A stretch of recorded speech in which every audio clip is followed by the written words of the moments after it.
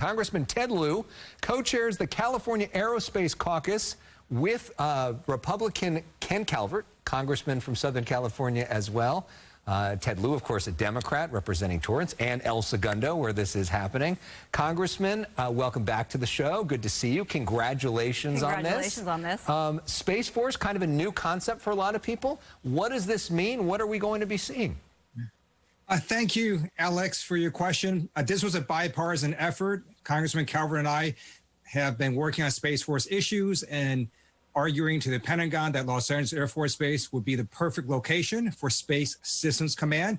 We're thrilled that the Pentagon has agreed, and this Space Systems Command will be responsible for acquiring, developing, and launching military satellites and other space assets, and it's going to cement Southern California as a leader in space for decades to come. A lot of people may not know that the Los Angeles Air Force Base survived several rounds of nationwide base closures. So this will help solidify its presence.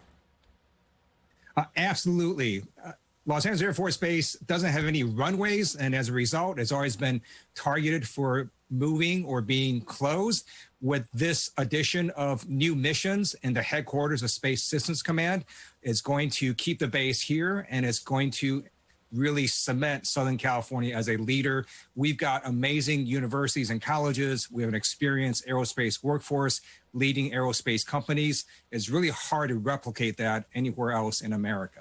This concept of Space Force is something that actually kind of is bipartisan. President Trump talked about it. President Biden actually supports the concept. How do you think that changes the game, the concept of Space Force itself? What should we look forward to in the coming years? One reason there's bipartisan support for space is the recognition that with every passing day, space becomes more important, not less. Everything ranging from your banking transactions to your use of GPS in your phone or in your car to weather reports, all this relies on space. It touches many aspects of our lives. And we also have other countries such as China and Russia catching up to us in space. And we need to make sure that we focus on both military and commercial space to give America both an edge in national security and in our economy. So many things that we take for granted every single day. So I'm glad you pointed that out. Let's talk also, now that we have you, about the important conversation that you've really been at the forefront of, and that is Asian American hate that we've seen, the spike in that, unfortunately. What are you doing right now to help spread this message against that? So we're raising awareness, and if anyone experiences a hate incident or hate crime or knows someone who did, please report that to your local authorities or contact the nonprofit Stop AAPI Hate, which is tracking these incidents. I also recently introduced legislation to make it easier to prosecute hate crimes at the federal level. And I'm a co-author of other legislation to provide more resources to the Department of Justice to investigate hate crimes and to prosecute them. And finally, I want to get your thoughts on a member of Congress, one of your colleagues, who I know you are not especially personally close with, Congressman Matt Gaetz of Florida, now facing a House ethics investigation, potentially for child sex trafficking.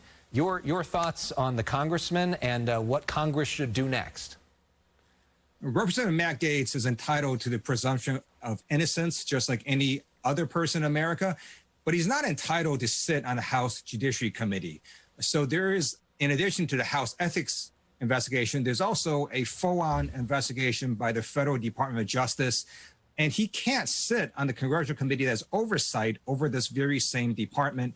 I believe he should resign from the House Judiciary Committee, and if he doesn't, then I would hope that Republican leader Kevin McCarthy removes him from the House Judiciary Committee while the investigations are pending. Have you spoken to other Republican members of that committee, and are they in agreement with you on that? Where do you see this going?